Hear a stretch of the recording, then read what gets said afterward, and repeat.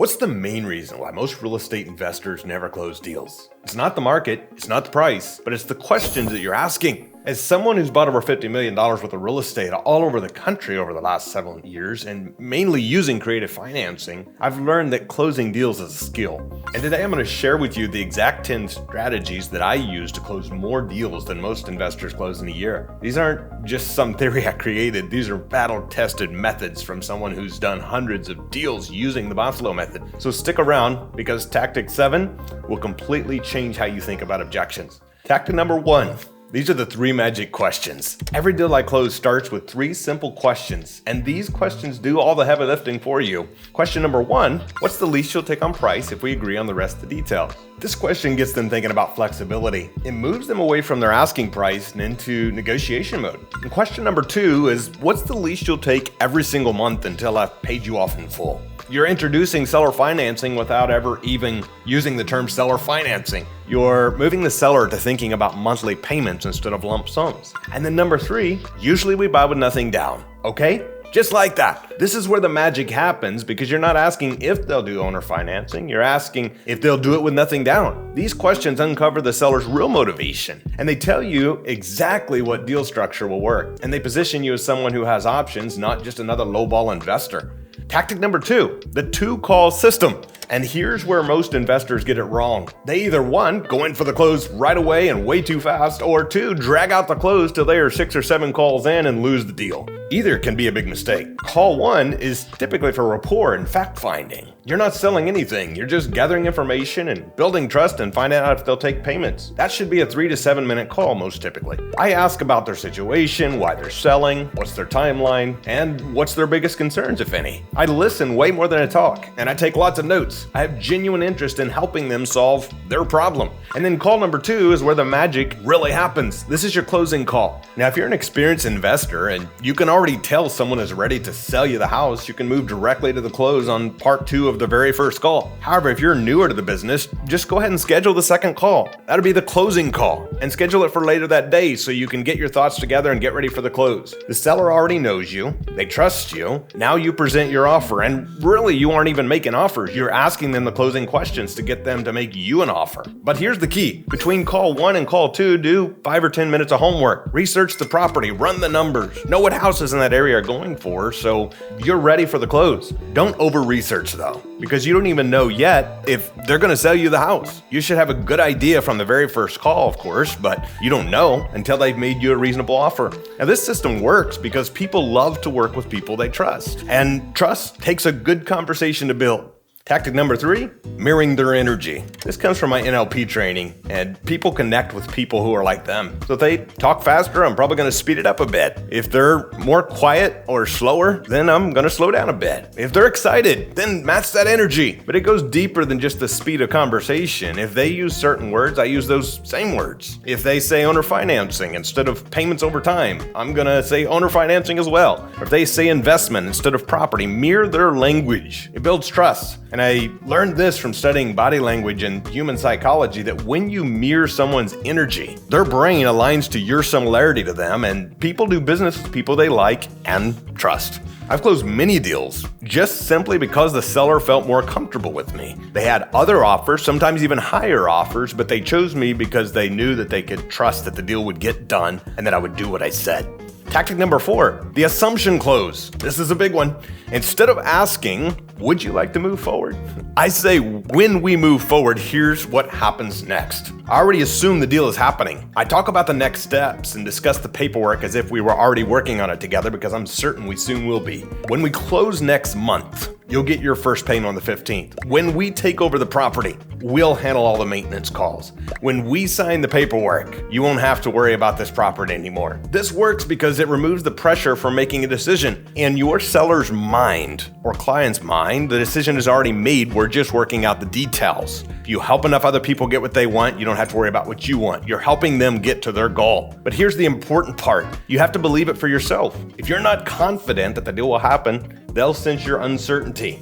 Now for tactic number 5, the objection flip. When someone says, yes, I need to think about it, most people panic, but not me. I say, that's smart. What specifically do you want to think about? Then I listen, really listen though, because their objection tells me exactly what their concern really is. In fact, it's usually not what they're saying, it's an underlying concern. If they say, for example, I'm worried about the monthly payments. I know they want seller financing, but they need reassurance about getting paid. They need a little more trust. If they say, I need cash now, I know they want a quick close. Maybe they would be flexible on terms. If they say, my spouse needs to see the numbers, I know they're interested, but need some help presenting it at home. I get it. Their objection is a roadmap to closing the deal, and every objection is just a request for more information. Tactic number 6 is the scarcity principle.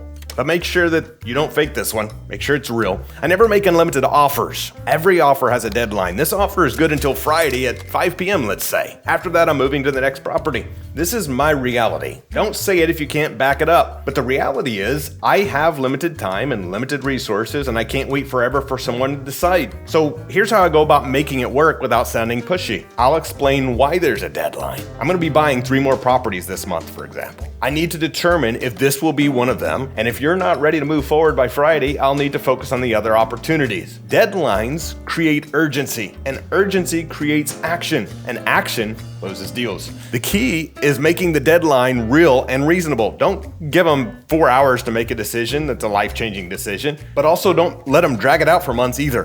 Number 7, the Objection Prevention System. Here's the game changer. Instead of handling objections, I prevent many of them. Before they say, I need to talk to my spouse, I'll say, I'm sure you want to discuss this with your spouse. What questions do you think that they'll have? Now we're solving their spouse's concerns together. I'm not the enemy trying to put pressure on them. I'm their partner helping them get what they want, buying or selling a house. Your spouse will probably ask about monthly payments. Here's how I would explain that. They might wonder about what happens if we don't pay. Here's the protection you have. They'll want to know about taxes. Here's how that works. I'm responsible for maintenance, repairs, taxes, and insurance, and the bill will come to me. By the time they talk to their spouse, I've already answered all the questions, and the spouse feels included in the decisions as well, instead of being surprised by it.